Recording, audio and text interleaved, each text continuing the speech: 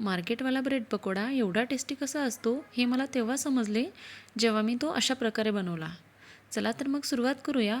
1 वाटी चणा डाळीचं पीठ, अर्धा चम्मच चटणी, अर्धा चम्मच हळद, अर्धा चम्मच मीठ आणि अर्धा चम्मच ओवा सर्व असं मिक्स करून घ्यायचं. मग त्यामध्ये कोथिंबीर टाकायची आणि सर्व कसं मिक्स करून घ्यायचं. मग उकडलेले बटाटे त्याची साल काढून घ्यायची आणि मॅशरने मॅश करून घ्यायचे. त्यात आमच्या परिताईला पण माझी थोडीशी हेल्प करायची होती. तिचं म्हणणं होतं की आई आज संडे आहे तर मी तुला थोडी हेल्प करते. म्हटलं ठीक आहे. बघा तिने कसे बटाटे मॅश करून घेतलेत.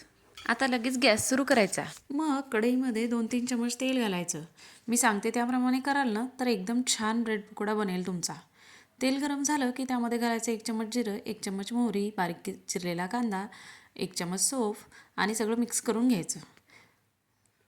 मग त्यामध्ये घालायची हिरवी मिरची, आलं लसणाची पेस्ट, सगळं मिक्स करून घ्यायचं. हळद घालायची, चटणी घालायची, धने पावडर, गरम मसाला सगळं मिक्स करून घ्यायचं. कांदा लालसर रंगावर झाला की मग त्यामध्ये घालायचे किसलेले बटाटे, वरून घालायचं मीठ आणि भरपूर अशी कोथिंबीर टाकायची आणि सर्व मिक्स करून घ्यायचं. बघा झालं आपलं सारण तयार. आता तेल गरम करायला ठेवायचं. तेल गरम झालं की ही बटाट्याचं सारण ब्रेडवर व्यवस्थित लावून घ्यायचं. मग त्यावर दुसरा ब्रेडचा एक तुकडा लावून घ्यायचा. ब्रेड मी मधातून कट केलेले आहेत बघा. ट्रायंगल शेपमध्ये त्याचे असे त्रिकोणी आकाराचे काप केलेले आहेत.